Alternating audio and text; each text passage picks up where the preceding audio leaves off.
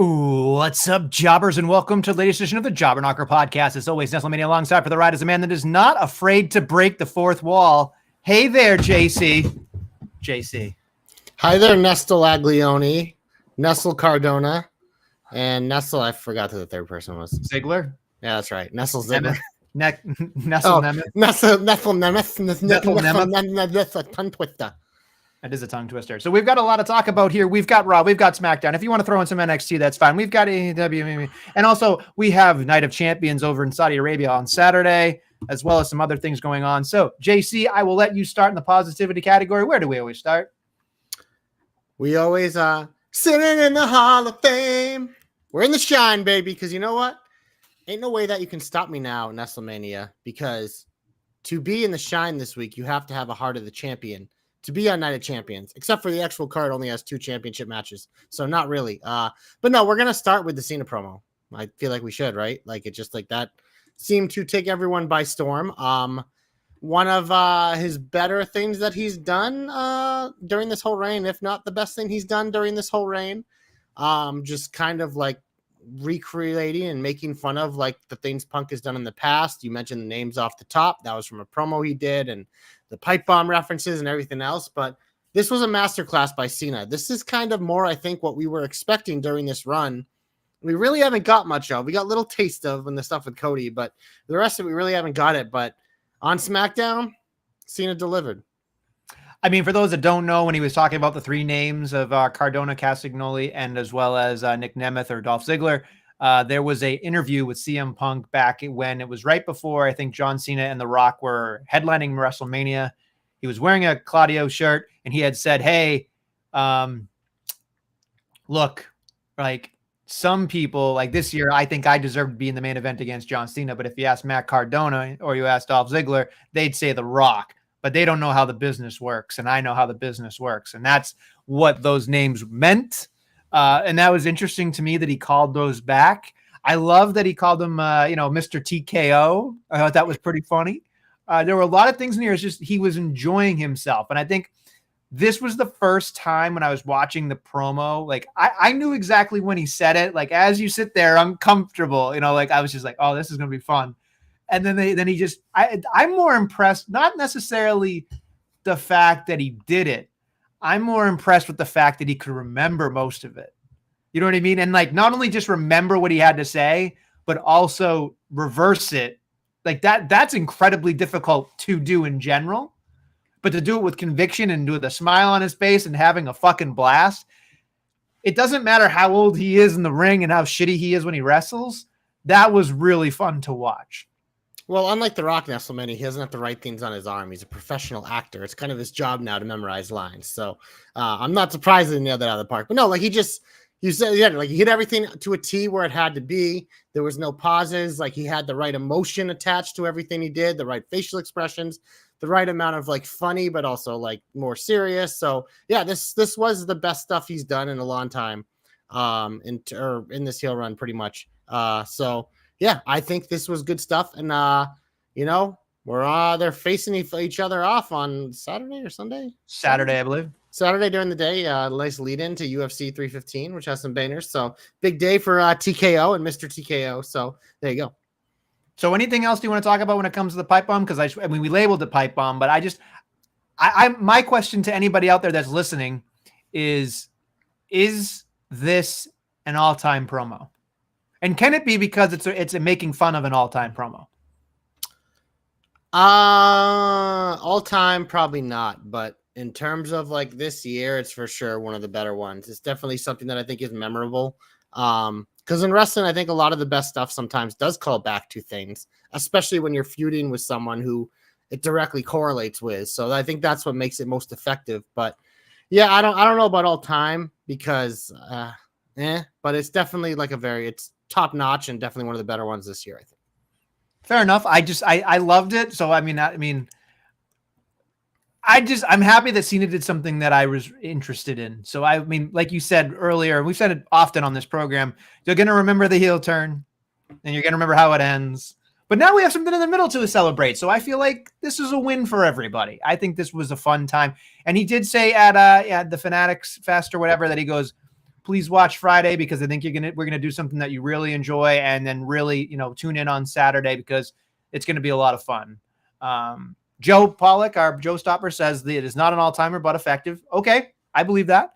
I don't know. I just really, really enjoyed it. I think that it's just fun. It's just fun when you can have a lot of fun. Nothing. I wouldn't say it's an all-timer, but it's certainly one of the funniest promos Cena has already done. Okay. That's fair enough. I mean, look, it is what it is, right? So, I mean, it is, I think John Cena, we've always known as the promo guy, as the pretty much bulletproof when it comes to talking. I think people can try to lean into him and try to take him to school, and he always just lets people do whatever they want to him when it comes to verbally abusing him on the mic, and he just takes it and then he just flips it and reverses it. Like I think you've said before, JC, he is Mr. Spin Cycle. He can find a way to flip it and reverse it. It's like the Missy Elliott song. Yeah. We're playing down, flip it and reverse it. I don't even know what I think literally she says it backwards, but I can't. I literally, there gets to a point when I try to sing that song that my mouth doesn't. Yeah, that's all. So impressive. That all-time song. This, not quite an all-time segment, but I think the comments there, I think we're on the same page. Nestlemania, you ready to move on? Yes. From one main event to another main event. Oh, for fuck's sake. My favorite match of the week was Cody and Jay. I love this match. This match was a lot of fun. It's one of those things, like, I think we're at the point now in wrestling where I kind of mentioned it last week. It's just like WWE doesn't really have many heels right now because they just have so many baby faces because it's such a star-driven thing right now in terms of where WWE is, that like it's just like there's just so many baby faces because even people you might want to turn heel, they're just so over. So like, oh, we'll just do baby faces. But for a baby face versus baby face match, I thought this was a lot of fun. I thought that Jey Uso, this was one of his better performances, probably because of Cody. Just the same thing like when he wrestles Gunther. It's the same thing. It brings up a guy who's, a mid-event wrestler as a single star, but you put him with the top dogs, he can hang. And that's why he was a champion. That's why he's a stud. And but yeah, the story was there. But I loved like Jay like trying to get the crossroads, eventually getting the crossroads, and it definitely was a cutter off, which I know bothered you a little bit, but I don't mind that at all. Because I thought it was great. I love cutters, so I'm pro cutter. Cut everything all over. But I thought this match was great. The right man won, obviously, because we know it's going to be King Cody. This is how he's getting his rematch with Cena. And Cody Orton, the only little piece of negativity for me is like, man. But then I thought to myself, I'm like, you know what? I don't mind that they're doing this match now, because when Orton eventually turns on him, this can be part of that story because Cody already beat him. So for Ray to actually get the hands of the title, it'll probably take an actual character change at some point. But who knows? Maybe at this point, maybe Cody turns heel. I doubt it. But I think we still have that down the line. So I don't mind, much like the Jay match, them just kind of doing it here, because I do think it makes this tournament feel big. Because I would say a lot of the times in the end of the Vince era, when he brought this back, like it wasn't necessarily the top upper echelon people that were competing in this. And it felt like, like obviously Gunther won the last one and Nia, like those were big, but those were Triple H. But I feel like all the ones before that, it's like these tournaments kind of felt like an afterthought, where it's like this year, these tournaments are fucking loaded. And this finals in particular, like this is like two of their top like 3 or 4 guys in the finals. So I think it's elevated this tournament. It makes the opportunity at SummerSlam feel bigger. And I thought they had a banner match on Monday night. The Joe Stopper says it gets The Rock back for SummerSlam, but why? I'm confused on that comment because I don't see The Rock coming back at SummerSlam. He didn't show up at WrestleMania. Yeah, I don't fucking get his dumb ass to fucking SummerSlam. Where's SummerSlam? Isn't it like the Indy? Isn't it? Indy. That's right. 2 nights in Indy. He ain't fucking going to Indy. So the other question I have here is, so I have no problem with the Cutter Palooza. Actually, I laughed at it because like. It was like, okay, Cody Cutter. Okay, Cody Cutter. And then it was like, then he goes to the top and does it. And I'm like, sick mother. I was like, you sick motherfucker. This is great. But like fucking kaboom of the week for me. But I just love that shit. But it was just all over the place. Like that's when it's just pull out all the stops, right? And I just was like, I just started laughing because they're having fun, bro. That's why I like it. But it was a good match, absolutely. And the one thing I will say, JC, and this is one negative point here. No, I don't believe it's in New Jersey. I believe it's in Indy. SummerSlam is Indy. I'm pretty sure. I think fact check me there, Joe Stopper, if you really want to, and you're sitting in your snuggie. Well, probably not. It's 100 degrees up, but probably sitting by a fan on your iPad. Go check it out. Tell me I'm right or wrong, sir. I got a show to host. But look, I will say this much. The one thing I will say, JC, this is a part of negativity, and I can tell you, up until this point, Cody Rhodes has been stellar. No, Cody Rhodes has been immaculate, I'll say, since he's returned at WrestleMania 38. But on Monday, I saw something in Cody Rhodes, and I thought to myself, wow, folks, there's one thing that Cody Rhodes can't do. You ready for this? He can't throw an arm drag. He threw one of the shittiest arm drags I have ever seen in my life. And I went, you should never do that again. If there's one move that I don't give a fuck about him being bad at, it's an arm drag. And Joe's right, by the way. It is New Jersey. What was just an Indy? What were we thinking? I thought it was Indy then. Was Indy the Rumble or something? Maybe. It might have been. Yeah, no, Joe's right. It's at MetLife.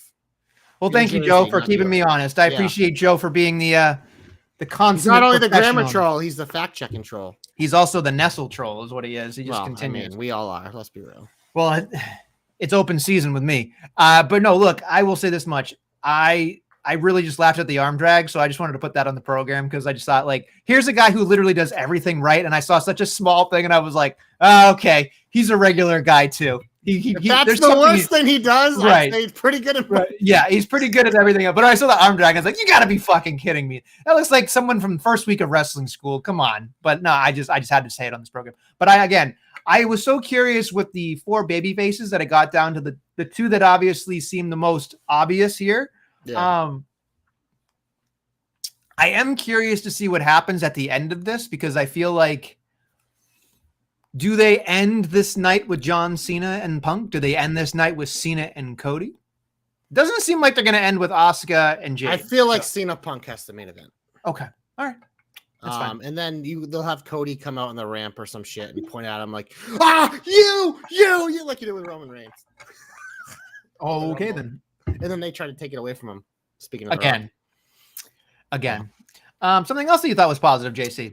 I'm curious your thoughts on the Women's King of the Ring finals. It went kind of how I expected, but you know what? I'll say this. I mean, Roxanne's amazing at wrestling, and I thought Jade looked pretty good, mainly because of Roxanne, but I don't care, Nestlemania. It's one of those things where I think the reason why I love this matchup, because the negative one you can say about Cody is it's pretty obvious that Cody's going to win. But I think legitimately with Jade versus Asuka, there was a very compelling case on either side where I say it's truly a 50-50 because Asuka Io, that's a fucking great match for SummerSlam. But Jade and Tiffy with Naomi probably cashing in on Jade is also immaculate. So it feels like this will be a good one. We'll see the predictions if I change my mind. I'm probably still going to pick Jade, but I think there's a very legitimate case that there could be Queen Asuka as well. Cause I think maybe Jade could get there another way. But it's one of those like the accolade, but then again, Queen Jade, like that kind of works too. But I thought this is the right final, and I love that it is a true toss-up. So you're forgetting a couple of things here, JC. Just throwing it out. I do agree with you that the women's match is definitely a 50-50. Asuka's on fire, coming back and winning some matches here left and right, which was great to see her do that on Monday. Or was it Friday? Either way, she won her match.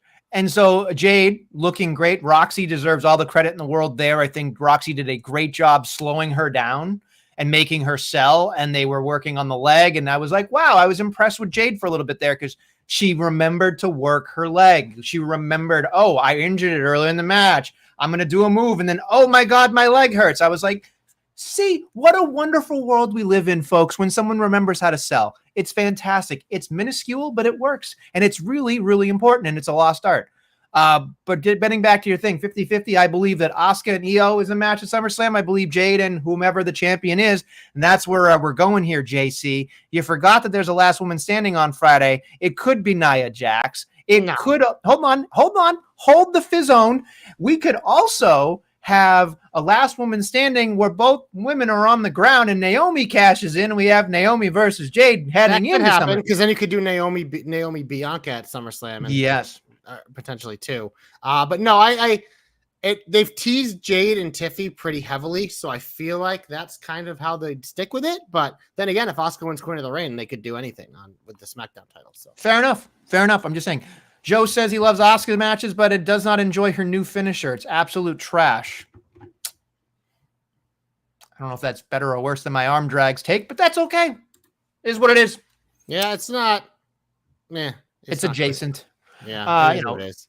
it is what it is. Exactly. So yeah, I mean, I'm interested to see what happens. I think Cody and Randy will be a great match. So I will be. You think it'll be a great match? I know it'll be a great match. Okay. Well, here's the thing.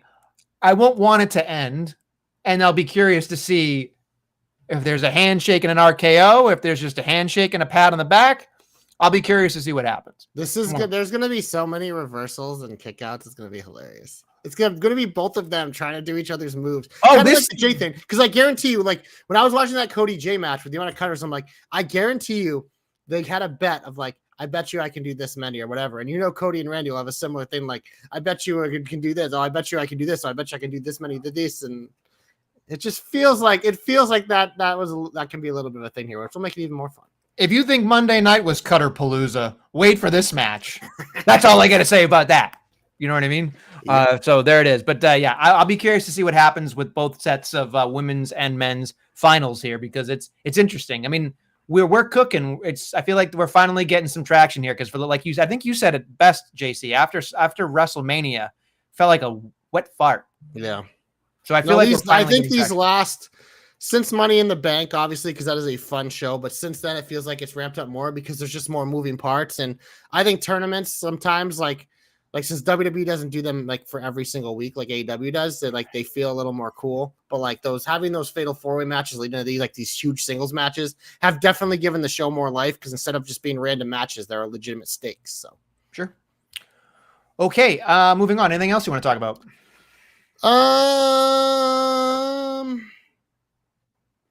So I'm curious, because I'm still loving the Solo Jacob stuff.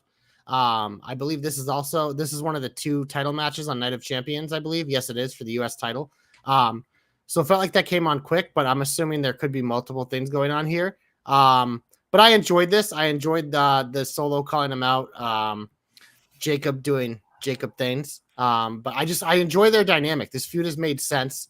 But I am curious how you feel about Jimmy making the save. This guy just can't get away from it. And now he's Jacob's friend. Now he has to feud with Solo and big old JC again. I feel like we got rumblings that was like, oh, this time around, Jay got the fucking nod. This time is going to be Jimmy. And it's like, I'm waiting for Jimmy to do something. Maybe Jimmy would get a mid-card, but it's just like, there's so many stars, especially baby faces in this company right now. It's like, it's hard, man. I think Roman needs to come back in order for Jimmy to get a real shot at something. Yeah, but that's what still, it feels like. I don't think Jimmy's ever gonna get a real shot at a singles title. I think the next time Jimmy holds gold is with Jay as a tag team champion, which I think is closer than you think now, since obviously Jay's title aspirations have dwindled. Maybe he gets a rematch at SummerSlam, but I don't know about that. Anyway, I do like what we're doing with Solo and Jacob. I would be shocked if Solo won.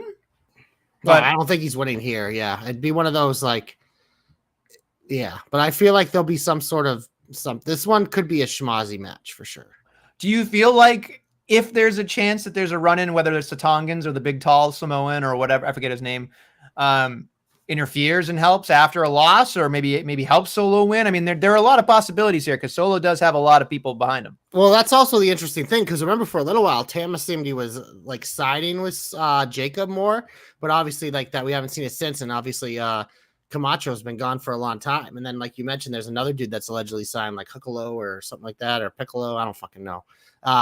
Yes, he plays the flute, by the way. Yes, so there's a lot of moving parts, but that's why I think like this doesn't feel like it's just a one-off feud. It feels like there's a lot of legs here, which I think you're right. There's going to be some sort of schmozzy, because like you said, Solo has a lot of friends, and also we know that both these guys have a lot of family. So them Samoans love to make children. Anyway, anything else you want to talk about that's positive? So I'm very excited that we're getting a triple threat at Evolution for the Intercontinental title. That's what I wanted. And Bayley and Becky, I thought were having a pretty damn good match. Obviously the Lyra thing, that makes sense, but this match to me, like when we get that Evolution card, this will be the match that is going to stand out from all the rest, because Lyra is incredible. And I think just pairing her with Becky and Bayley, like 2 vets who she has good chemistry with, I just think that this has the potential to be an absolute fucking incredible match. We haven't gotten a lot about Evolution now that the Liv Bella train kind of got derailed. So It's tough. It definitely feels very tough here. I don't know what's going to happen. I will say it was a decent match. I thought obviously Lyra had to get involved based on what happened in the backstage segment, which was fine. But I think the hardest part I'm having is just I really want to root for Bayley. I like Bayley, but there's just still something off. I can't put my finger on it. It's like she's doing good work, but I don't care. Like, at least with Becky Lynch, regardless whether or not she's a babyface or a heel, or if I feel like there's always something to talk about with Becky Lynch, and that like Becky's an easy character to digest. Right. And I think Lyra did a great job, obviously, with what she was doing. So I have no issue with that as well. So I'm willing to give her a shot. But I feel like Bayley has been around for so long that it's like, why can't you figure it out? She has Like, to turn heel again. I just think with the way her character is now, and I think that like the table's been kind of set for that. I think it's just for her to be interesting again, she has to turn heel. It's just that simple. Because the problem is like when you naturally call up a bunch of new women to the roster, even if you present them as heels, they are just baby faces, period, because people are excited for the shiny new toys. And that lasts for a while. And obviously Lyra was called up last year, but she's gotten more and more over. But it's like you bring up Stephanie onto that show. Obviously Roxanne's a heel, but it's one of those where it's just like I think for Bayley, the more digestible character for her right now will be as a heel.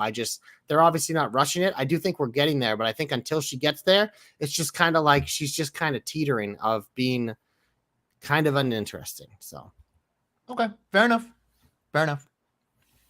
Anything else? You got anything? Well, let me look very quickly at the old Nestle notes here.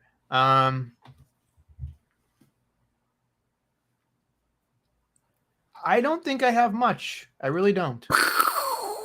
Get him off my TV.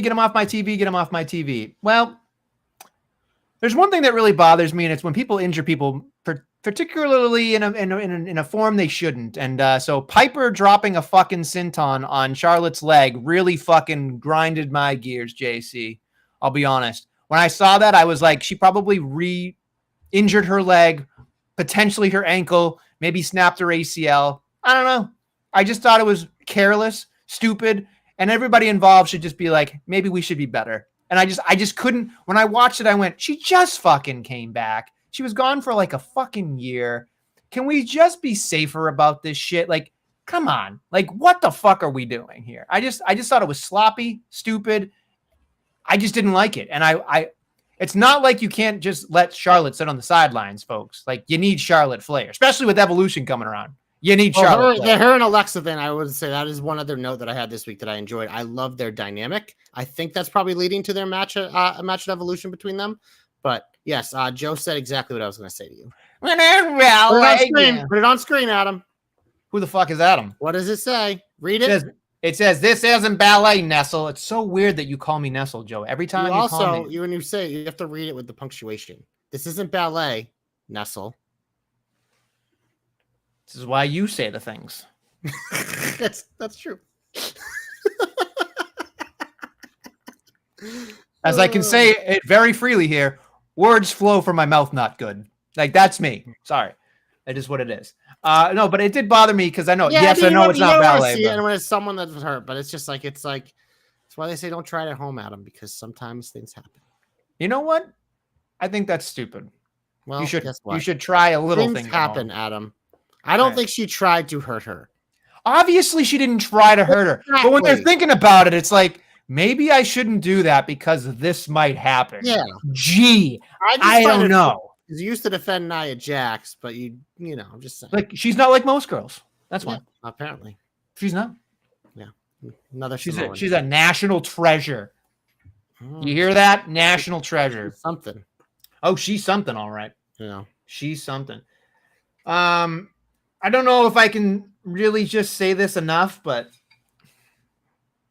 I think you made a quote or tweet, or you made a joke of me last night when I said Seth Rollins is just not interesting right now, and you could have stopped right after. Before. Yeah, you could have just cut off the right now. It's just like because you said this Seth Rollins promo was like it just It's nothing. Yeah, they're terrible. I've been telling you this since he won it, and this is my worst fear of with Seth as the top guy, because we've seen this fucking countless times. He's so fucking boring, and they give him segments. And the only reason why I had a little bit of hope that this one could be different, Nestlemania, who the fuck is the manager of this stable? What's his name? Paul Heyman. Why the fuck doesn't he talk? It's true. Like literally every week they fucking come out. Heyman says like 2 words, hands the mic to fucking boring ass, and boring ass sits there and fucking whines for 15 minutes with his dumbass shitty fucking voice, says nothing interesting, says the same shit he's been saying for fucking 10 years. And just like the only time like I care is when he like cues the crowd to bark because we all like Braun way better. But it's just like, it's the same shit every week. But it's like, to me, it's like literally, what is the point of putting Heyman with this stable if he's not going to fucking talk? Like, it's just like, you literally just put him in there just so like more reasons for Roman and Punk to hate Seth. It's like, I don't think that was possible. It's like, no, like this should alleviate some pressure off of Seth so he can get out of his own fucking way. Let's Seth, you can be the top star. You can still talk a little bit. Roman still talked, but you know what? He didn't talk a lot and he picked his spots. And when he talked, it was effective. When you just come on every week and just fucking talk for 10 to 15 minutes, say the same shit, it's not effective. It's fucking boring. That's why Paul Heyman exists.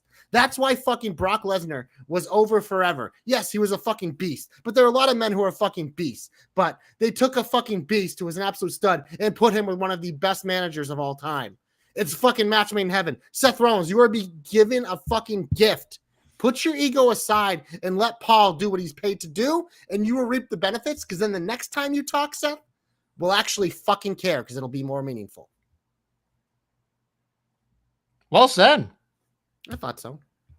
I will say, leading into the Penta Breaker match, I enjoyed it, but when I was watching this, they had zero chemistry, in my opinion. They kept fucking things up, and there was just, I think the problem is just the speeds at which they go just don't match yet. And when I was watching this, all I kept thinking about was, as good as Breaker is and as good as Breaker will be, there's still a lot of room for improvement right now, which is why he's being protected in this group, and he did a great job. But if you watch the end of that match, he nearly gave himself a concussion when he speared him because he landed on the top of his motherfucking head. And you see him when he raises his hand like a fucking Neanderthal. He's just going, shaking his fucking cobwebs. And I'm just like, you dumb shit. Maybe protect yourself the next time you spear some fucking flying ass right out of the fucking air. Like, what are you doing? What are you doing? And it's just like, he's lucky he's got traps the size of fucking like just mountains on the side of his shoulder. You know what I mean? Like, what the fuck? Honest to God, he is a Steiner through and through. Because when I saw him fucking spear him, I went, he fucking domed himself. And sure enough, he woke up and went, you know, whatever. He's an absolute stud. But like, it's almost like Goldberg. Like, it's just like, like, you know what I mean? Like, I'm going to fucking knock myself out on a door or a turnbuckle. No, this time I'm going to plant my fucking head into the ground like a fucking idiot. Jesus Christ. Yeah, Jesus I mean, Christ. When you get two guys like this in the ring together who are both like a little reckless and high risk, like you're going to have moments like this because, you know, but like when it works, there's nothing better. Like it's entertaining as hell. But it's just like yeah, these are things that can happen when these two, and they've had good matches before. They've had matches like this before. Like, so it is what it is. But yeah, I mean, I fucking love Braun. Everything he does entertains me, whether it's good, bad, or in between. Of course you would say that. He's a fucking stud. Who doesn't love Braun now? Even Dom's on the Braun train. Our boy Dommy Fez, I saw him in the chat. Not only is he on the Braun train now, he's on the Roxy train. Took him long enough. Welcome to the party, pal. Listen, he's an old school wrestling fan. It takes him a while to warm up to things. It's okay. Yeah, but now he's on the right side of history, and that's why we love him. Don't blaspheme, cuz. Listen, what did I do? What did I say? What did I say? You say a lot of things that could. I know you're gonna have to be a little bit more specific, Joseph. I thought you were sleeping. You said goodnight. So well, because we started talking about fucking boring ass Seth. Well, no shit. I'm just trying to say, Joe, you're gonna gaslight me. You might as well give me a reason to tell me why I'm getting gaslit. All right, that's all I'm saying about that. Okay, Jesus fucking Christ, be better. That's all. Also, I want to talk about this, JC. I don't know if you caught wind of this, but it said that good old Adam Pearce was talking to our friend Nicholas Aldis on the phone about what they're going to do with these tag titles. All right. I I got to ask you, do you think it's time to retire the women's tag titles?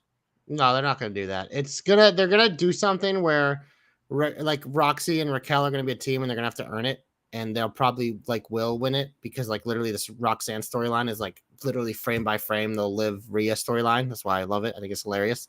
That the same thing's happening to Liv, what she did to Rhea. But yeah, no, it is interesting because it seems like that it's gonna be like a tournament or like a fatal 4-way or something. But yeah, no, it was interesting because it did cross my mind, but it's well, they're doing the thing with Raquel and Roxanne. And they referenced in the Judgment Day promo about Raquel, you know what I mean? So it feels like that'll still happen. So it's just it feels like they're not getting rid of these things. And I think it'd be tough. I know they have the women's singles titles now, but I think just the day and age we're in and with how much programming WWE has, I think those things will just be around. And if they're not defended, they're not defended. We have multiple titles that don't get defended. So this is what it is. Okay.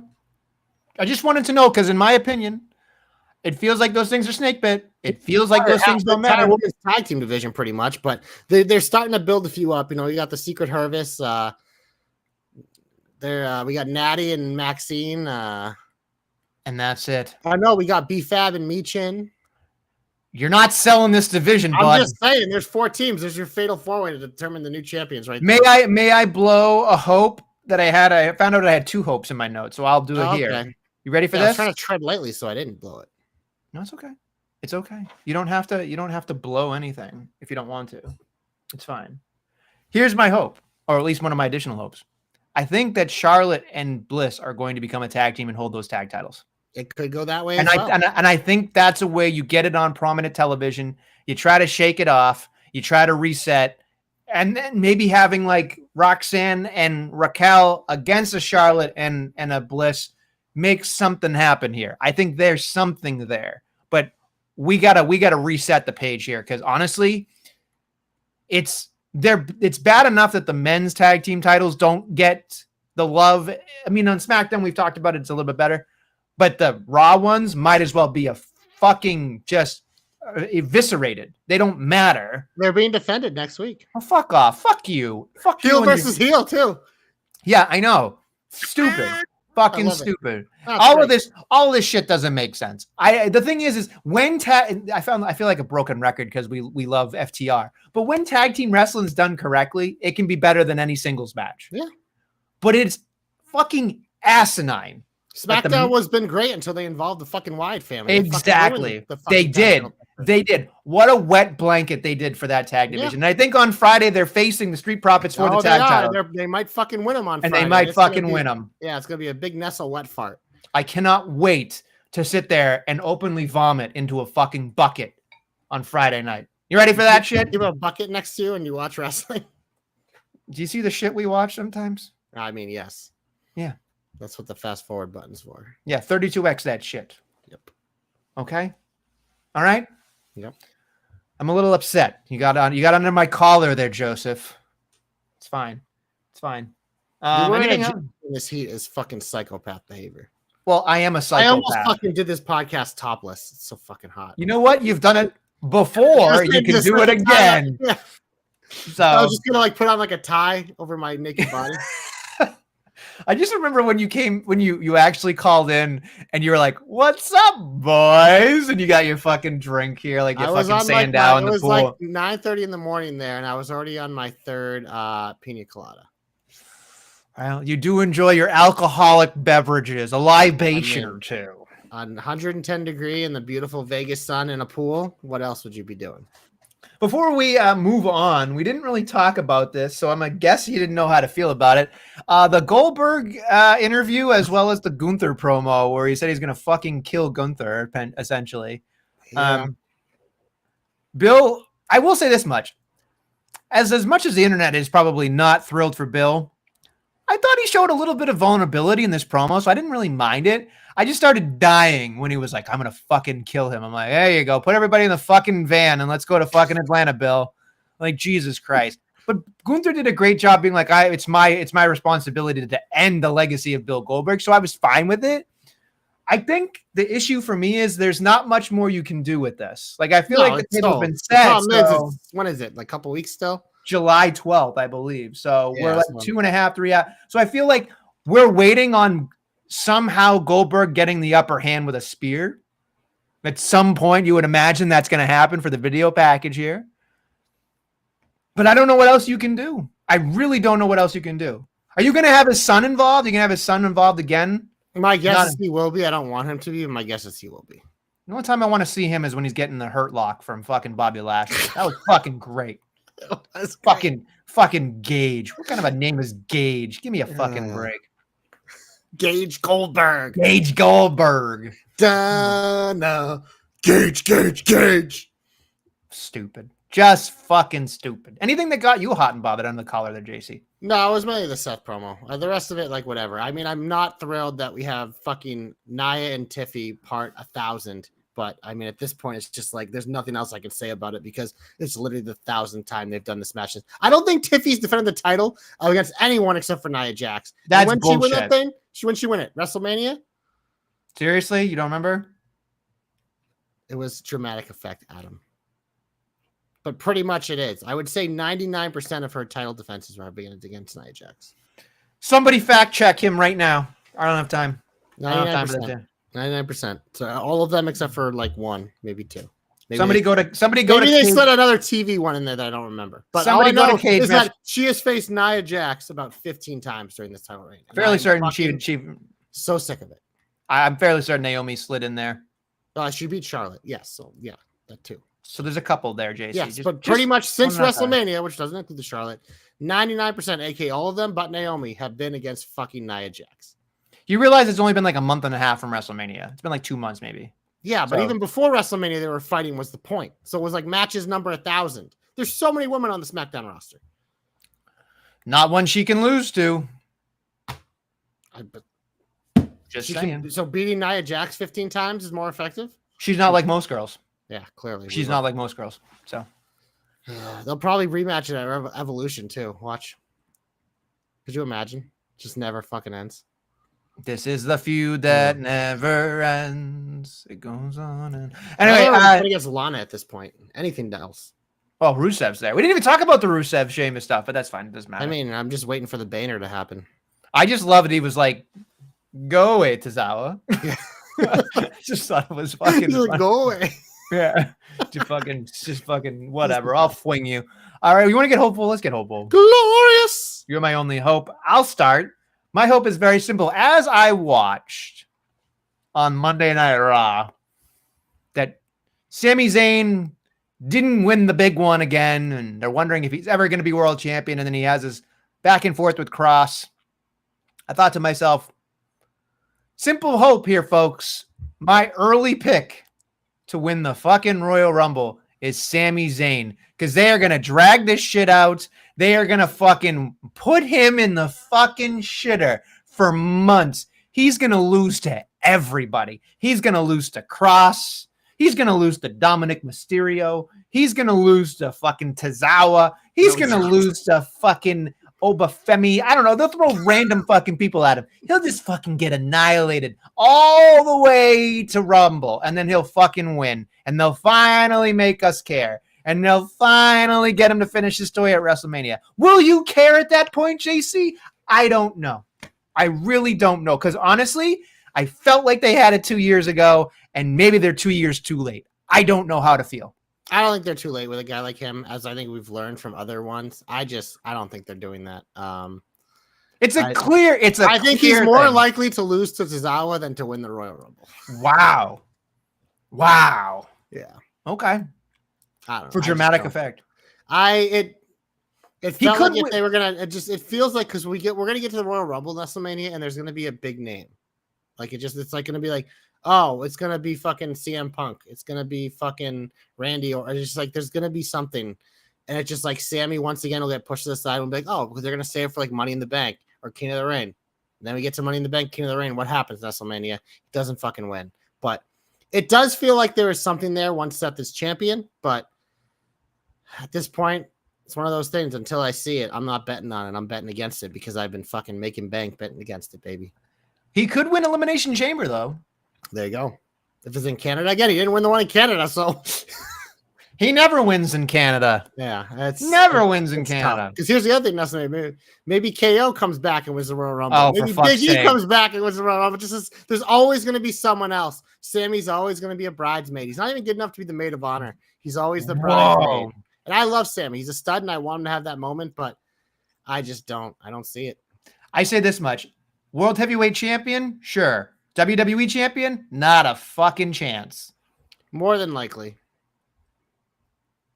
He's a good consolation champion, but he's not the quarterback. So yeah, definitely not the quarterback. But if a quarterback has the other title, maybe you get away with putting that one on him. But I doubt it. I don't know. Now, my hope also involves Sami Zayn Nestlemania because it's more the other side though. It's less about Sami Zayn. It's more about Karrion Kross, who he's facing at Night of Champions. It's like, look you have something with this guy. Like it's one of those things. Like sometimes you get these things and they just happen. And it's like it's a something that you don't expect to happen. So you're like, oh, I don't really want to do something with it. It's like, no, but you got to do it with it. And it starts with like Karrion Kross, just give him the win against Sami Zayn. Give the people a little taste of something. Like you probably never thought it would be relevant to like push Karrion Kross. But at this point, it's like, just try it, see what happens. If the fan lose interest, you pull the plug very easily. But I think at this point, I mean, like you said, it's better for Sammy to lose right now anyways. But it's just like, why not put Kross a little bit on the map here? People clearly want to see it. Give the guy a chance. We know he's very mid in the ring. But then again, there's plenty of people who succeed in this business being mid in the ring. And who knows what the upside is, but it's like, just try it. There's so many opportunities that you haven't taken advantage of, but the ones that you have, look how they turn out. I'm not saying this is going to be like one of those, but it's just one of those, like, just try it. Give it to him. Give him the dub. See what momentum you can build on from there and see where it goes. That's pretty simple. Hashtag JC knows. Hashtag JC hopes come true. Hashtag I just fucking hope for Karrion Kross to win a pay-per-view match. Is that your prediction? We're doing predictions at the end of the show. This is my hope. Can't spoil all the predictions. I already spoiled like 2 of my predictions. Can't do all 6. Got to give people a reason to stay tuned. Anyway, my comeback, don't call it a comeback. She's been here for a while, but I can't believe I'm saying this, folks. I am giving my comeback to one Raquel Rodriguez because honestly, I think they made her a star on Monday. I think she's got a big girl feud against Rhea Ripley. We know those two love each other, so maybe they'll do some fucking weird shit. But I just thought they gave her a lot of segments on Monday, and they finally let her put Rhea through a fucking table. She looked like a stud.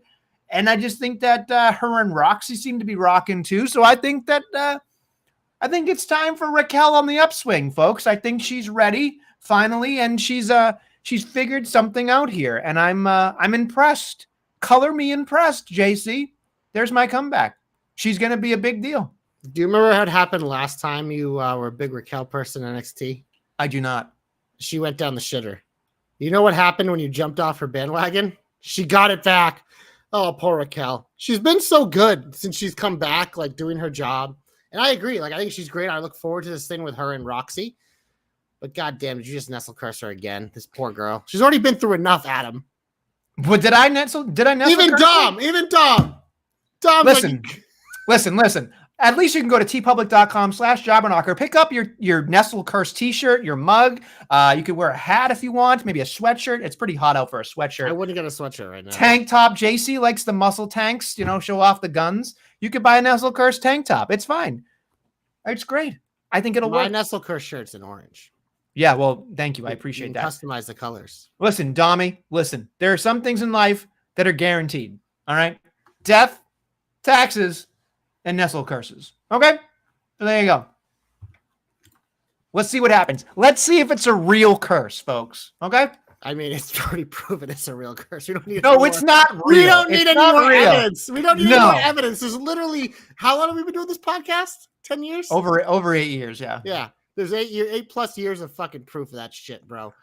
Go back and listen to every episode. You'll find a fucking 1,000. But my comeback goes to the most handsome man in wrestling, Ludwig Kaiser. He was on screen for like 2 seconds, but that's good enough for me to give him the comeback. He was lurking behind a little bit of a fight there with Gable getting beaten up with people he's been involved with. But it was nice to see. People have been like, where's Ludwig been? I'm like, well, he's probably nose deep in Tiffy off screen, but now he's back on screen, baby. And I'm excited because, like I said, most handsome man in wrestling. Well, then. So your comeback's better than my comeback, is what you're saying. Yeah. Because he was on screen for 2 seconds and did absolutely nothing except just fucking put his face in the air and smell Yeah, something. he's That's fucking it. handsome as shit. That's all he has to do. He's just he might as well be a modern day Rick Martel. That's what he is. He's a stud. He's the best. Nothing wrong with either of them. Just saying, Rick Martel was never going to be a fucking world champion in the WWE Could anyway. Rick Martel wrestle like Ludwig can? Rick Martel back in the day could go. Good. Yeah. So I'm just saying that's a compliment for Kaiser. That's all I'm going to say about that. He's a handsome man. Is he ever going to have arrogance to Cologne? I doubt it, but it's okay. I'd buy Sometimes if I Ludwig would. Kaiser had a cologne, I would buy it. You would too. I'd My support question. him. It's My called question is, LK. There it is. It fucking. I can see it on a bottle. There's probably an LK like one. Probably. And I can literally picture it like Ludwig Kaiser, Ludwig Klein, UFC fighter. You know, they could go in together on it. so he has his Lone Knocker cologne. Would you put that? Would you actually, if you bought the Ludwig Kaiser cologne, would you wear that on a date? Yeah. You would? Okay. Yeah. European elegance? Okay. Yeah, there you go. There's another name like European Elegance, the Ludwig Kaiser brand. Oh my god, this shit writes itself. EELK. The Kaiser. I mean, literally, the Kaiser is fine. Yeah, I'm done. I am an investor. This isn't Shark Tank, pal. Well, I'm invested because I'm a shark and I'm not in a tank. So it's land shark. Baby shark, do do do do do, baby shark, do do do do. Speaking of baby sharks, we're going to the big all finish Nestlemania. We have Night of Champions on SmackDown. Did you know there are more title matches on SmackDown than on Night of Champions? So you're saying it's a Night of Champions? Yes, but it's also over there in Saudi Arabia, which is happening. Internet people who are dumb and don't understand how the world works. Nia versus Tiffy. Again, last woman standing. Who cares? Zelina versus Julia. U.S. title. Do we see a title change here? Profits Wyatt's also a title match. Do we see a title change there, Nestlemania? I'm going to go out on a limb here and say Naomi cashes in. I'm going to say Wyatt's win the tag titles. What was the other one? Julia and Zelina. Not a fucking chance. Zelina wins. Wow. Clean? I feel like there's going to be something. No, something weird's going to happen. But honestly, I feel like Zelina Vega just got this. And that'd be as much as I give a joke about the tomato can bit, I think she's done a decent job. I feel like she hasn't got her shit yet. So I think she deserves a win here. I agree. I think she deserves a longer reign. But also, Nestlemania, they're not wasting the Naomi cash in on a random Friday night in Saudi Arabia the night before a big show. No fucking chance. The Wyatts might fucking win over there. And that would be a wet fart. That would be the title change I would predict. I don't like it. Listen, we're not predicting it in points, so I can say whatever the fuck I want. Yeah, and it shows because your takes are terrible. We head over to Raw, where we also have a title match. The New Day take on the Judgment Day in the Battle of the Heel Days to see who is the best day of heels in the tag team division. New Day retain. What a day. Retain. Yeah, exactly. That's all that matters. I wrote down Ripley and Raquel, so I think it's happening, but I don't know if it's happening. But is it last man standing and last woman standing? I thought it was that was at the Saudi show. I'm fairly certain it is. It's a street fight. So yeah, scratch that. I must have wrote that down before it was officially announced, thinking that it might be on Raw. Okay. So should we go to Night of Champions? Sure. Is there 6 matches, 7 matches? What do we got? There are 6 matches because the Dominic Mysterio and AJ Styles was canceled. Usually this show has like 8 to 12 matches, but we know Triple H likes less matches, so I guess 6 is as high as he's willing to go. These shows tend to go a long time, so don't be surprised if we have a segment of long matches here. But Nestlemania, we will start off with that street fight between Rhea Ripley and Raquel Rodriguez. Who you got? Well, Raquel Rodriguez put her through a fucking table. Looks like a stud, so obviously Rhea Ripley's winning. Yeah, this feels like Rhea's winning because Evolution, a potential main event is you could do Rhea and Io. But yeah, that one makes sense to me as well. Singles match, Sami Zayn versus Karrion Kross with Scarlett. I hope for Karrion Kross to win Nestlemania, and I am going to pick Karrion Kross to win in the upset. Wow. Kross. I'm going to pick Sammy because I don't think they're going to give him the fucking loser treatment right now. I really don't. I think I want it to happen. I really do, but I just don't see it happening. Singles match, WWE United States Championship. Dude, Jacob defends his title against his former boy who he used to love, who now he hates. Solo Sikoa, who you got?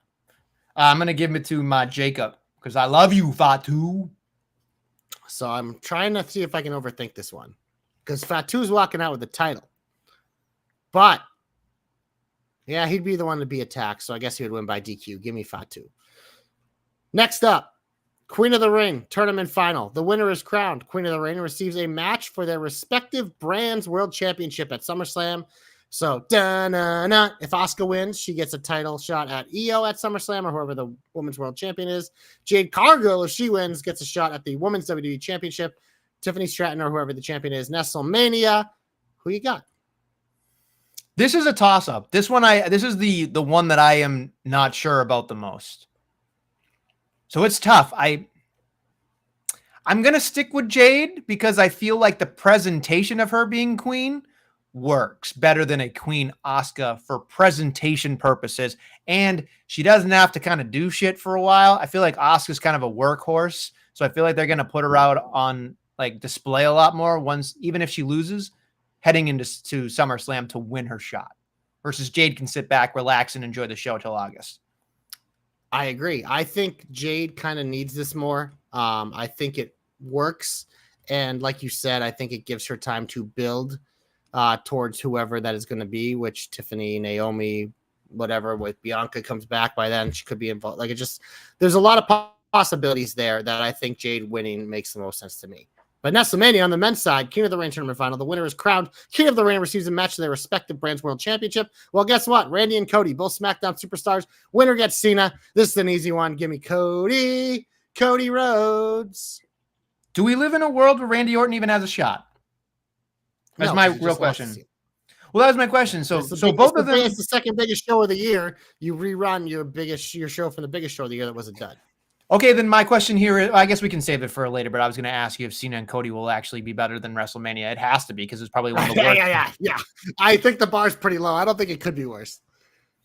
Literally, that match was Cody getting squashed for like however long it was and just doing nothing that like at all, just like eating shitty Cena moves for the fucking entire match. That's what that match was. It was terrible. It won't be like that. Okay. All right. Are you picking Cody? You didn't make. I'm picking your quarterback. Absolutely. He's our quarterback, baby. He's all our quarterbacks. He is the stud, the greatest of all time, Cody Rhodes. Next up, singles match for the undisputed WWE Championship. The greatest of all time, John Cena, defends his WWE Championship against the voice of the voiceless, who is also the voice of TKO, CM Punk. Nestlemania. Do we get an and new here? So my question is, I'm going to pick Cena. I know you're going to pick Cena. Let's just do that. But here's my exercise. Seth Rollins. That's my question. If Cena loses to Punk gets that moment and then Rollins cashes in on him, what a fucking fuck you. Like that would be heading into SummerSlam. But I feel like Cena's train is so big that they won't even entertain that because Cena said in the logic that Seth Rollins wants John Cena to continue to win because as he leaves with the title, then Seth Rollins is the only one with the championship and the power.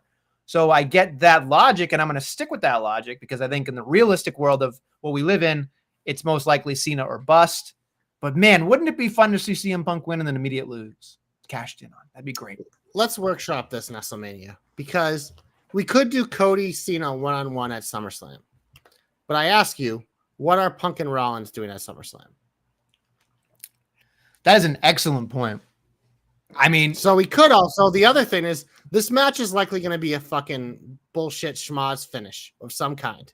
So there was a rumor at WrestleMania that it could be Punk, Cody, and Cena. There's also a rumor for SummerSlam. It could also be a triple threat.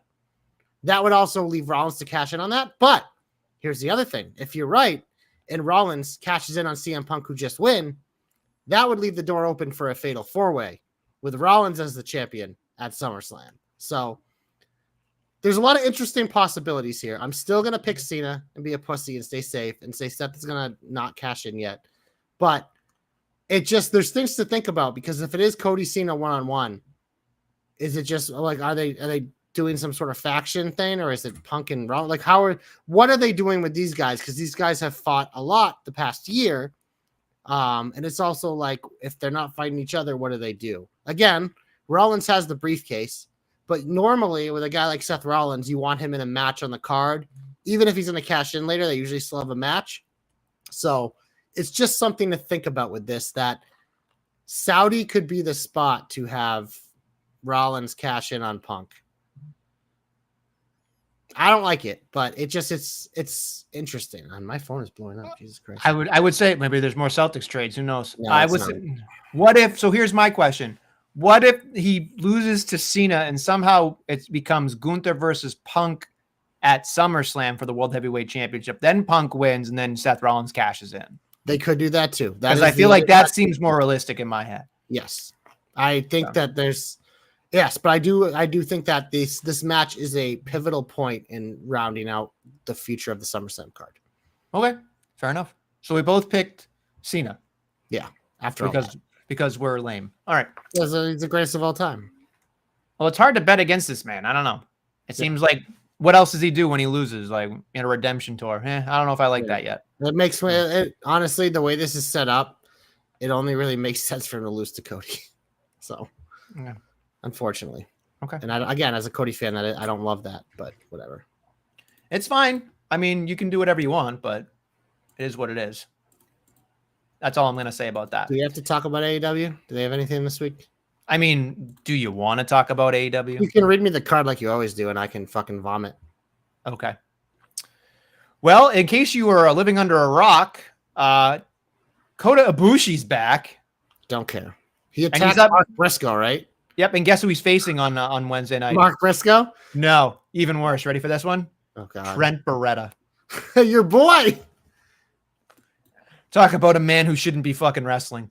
Oh, my God. The longer this goes, I swear to God, JC, I can't. The amount of shit that they put on their fucking programming, honest to God. All right, let's see what else they got. They're terrible at producing. What the fuck? I can't find anything. They don't tell me what's happening. I'm literally trying to say something about this, and I cannot find the match card for Wednesday night. Forget it. The problem is they have like 10 different Twitter accounts, and it's so hard to figure out which one has the cards. I give up. Honest to God, I found it. AEW Dynamite Preview, the card for Wednesday's show. You ready for this? Yes. Well, once I get past all these ads, Jesus Christ, it's a dorky website.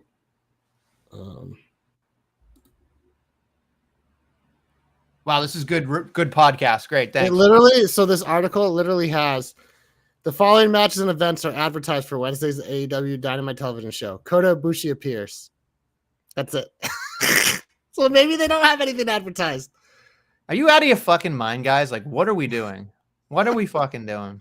Well, let's talk about the All In Texas card because that's coming together.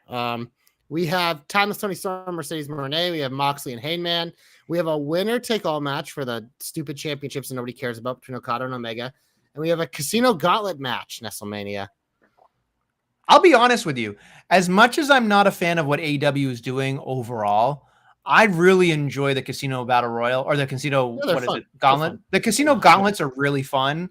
I like the match type of it. Of like, there's a Royal Rumble feel to it, but you're having a wrestling match. I think there's one thing that Tony Khan did making up this match type. I applaud him for that because that's something I haven't seen and it's not been done like super well. So I think that this is something they've done really well.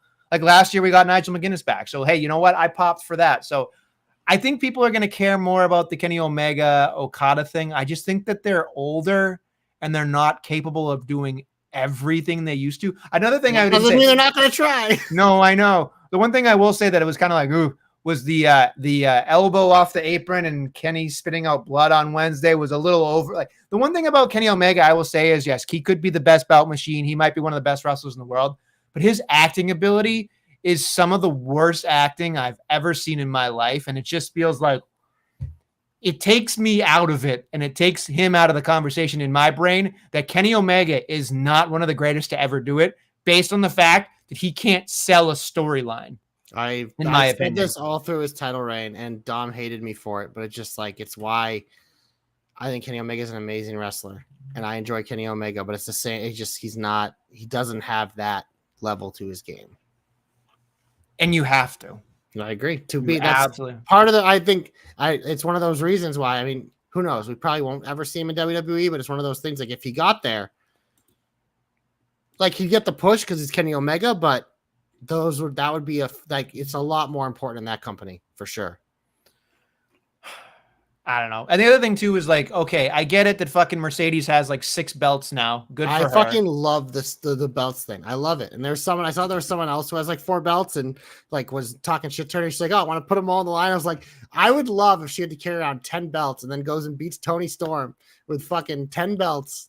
Oh my god. I love it because I know it's great. It's just a great easy fucking heel work. It's so fucking easy on a show that like doesn't do best with characters like just so hated. It works. It's perfect. And her and Tony finally meeting, like this is a good build. That is a good build. They have done a good job. Once again, they suck at booking women except for fucking like the main event. It's the only thing they can book in fucking AEW.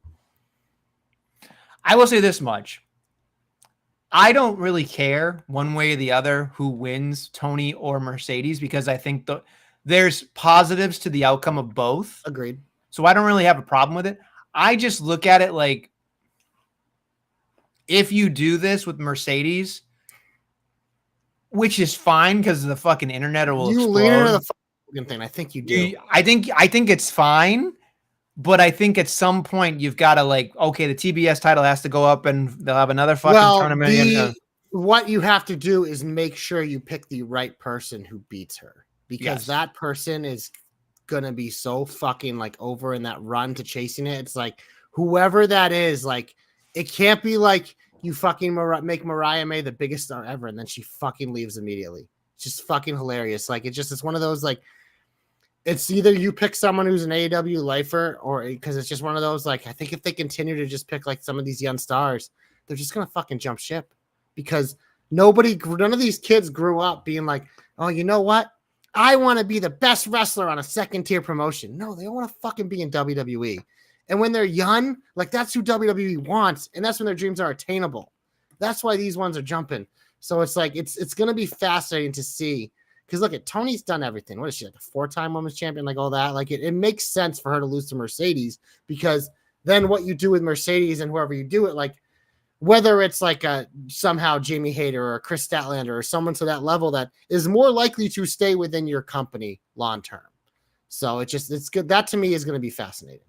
I still think, I know this is not the, people are going to think I'm crazy for this, but I think in terms of potential star power, and she's out now and she just signed her deal, I think that Harley Cameron is somebody that if she can get up to the wrestling portion, she could win for the TBS for sure. I don't think she's winning that world. No, but the thing is like, if they put in the work with her, if she puts in the work in terms of the wrestling to get even like 1/8 the talent that Mercedes has, the character will drive her. And I think that people would want to see her as like a legitimate underdog to beat Mercedes. I think would be interesting because I think she's very likable and she's obviously got a lot of, intangible qualities as well as obviously physical qualities, but, and she's just good. I feel like if she was in WWE, in my opinion, she'd be a fucking star. Like, I mean, a real star. Absolutely. And I don't think AEW knows how to make stars. I think they know how to make good matches sometimes, but that doesn't hold anybody's attention. So it's tough. Yeah, no, she's in the wrong company. Okay. I got nothing else because I love Heyman, but I'm not talking about a Moxley match. I just wake me up when Ospreay beats him in fucking England. UK. Yeah. Wake me up then. Wake me up before you go. All right. Anyway, on that note, I think we're done. It's time to get the fuck out of here. On that note, thank you for listening and watching the Jobber Knocker podcast. We'll be back next week with some more Jobber Knockery. Oh yeah, man.